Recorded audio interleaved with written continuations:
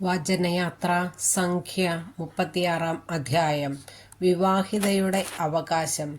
ജോസഫിന്റെ ഗോത്രത്തിൽ മനാസയുടെ മകനായ മാഖീറിന്റെ മകൻ ഗിലെയാദിന്റെ കുടുംബത്തലവന്മാർ മോശയുടെയും ഇസ്രായേലിലെ ഗോത്രപ്രമാണികളായ ശ്രേഷ്ഠന്മാരുടെയും മുമ്പാകെ വന്നു പറഞ്ഞു, ഇസ്രായേൽ ജനത്തിന് ദേശം കുറിയിട്ട് അവകാശമായി കൊടുക്കാൻ കർത്താവ് അങ്ങയോട് കൽപ്പിച്ചല്ലോ.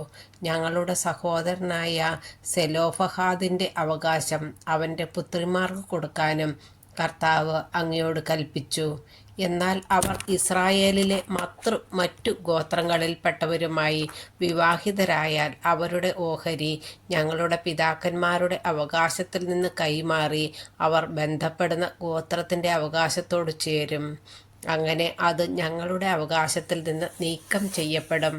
ഇസ്രായേൽ ജനത്തിൻ്റെ ജൂബിലി വരുമ്പോൾ അവരുടെ ഓഹരി അവർ ബന്ധപ്പെടുന്ന ഗോത്രത്തിൻ്റെ അവകാശത്തോട് ചേരുകയും ഞങ്ങളുടെ പിതൃഗോത്രത്തിൻ്റെ അവകാശത്തിൽ നിന്ന് വിട്ടുപോവുകയും ചെയ്യും.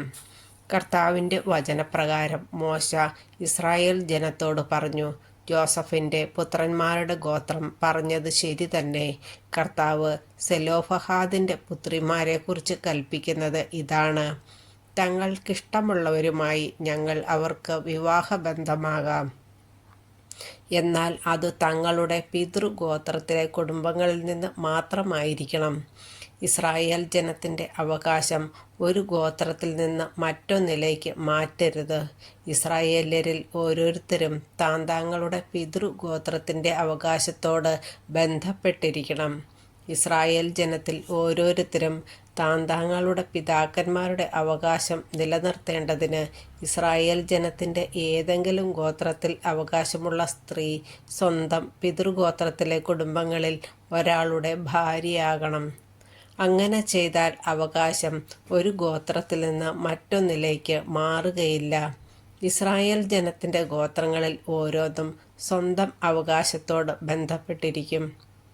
സെലോഫഹാദിൻ്റെ പുത്രിമാർ കർത്താവ് മോശയോട് കൽപ്പിച്ചതുപോലെ ചെയ്തു. Mahlah, Tirzah, Hoglah, Milkha, Nova എന്നിവരായിരുന്നു സെലോഫഹാദിൻ്റെ പുത്രിമാർ. അവർ തങ്ങളുടെ പിതൃ സഹോദരന്മാരുടെ പുത്രന്മാർക്ക് ഭാര്യമാരായി. ജോസഫിൻ്റെ മകനായ മനാസയുടെ പുത്രന്മാരുടെ കുടുംബങ്ങളിൽ തന്നെ അവർ വിവാഹിതരാകുകയും അവരുടെ ഓഹരി പിതൃകുടുംബത്തിൻ്റെ ഗോത്രത്തിൽ തന്നെ നിലനിൽക്കുകയും ചെയ്തു.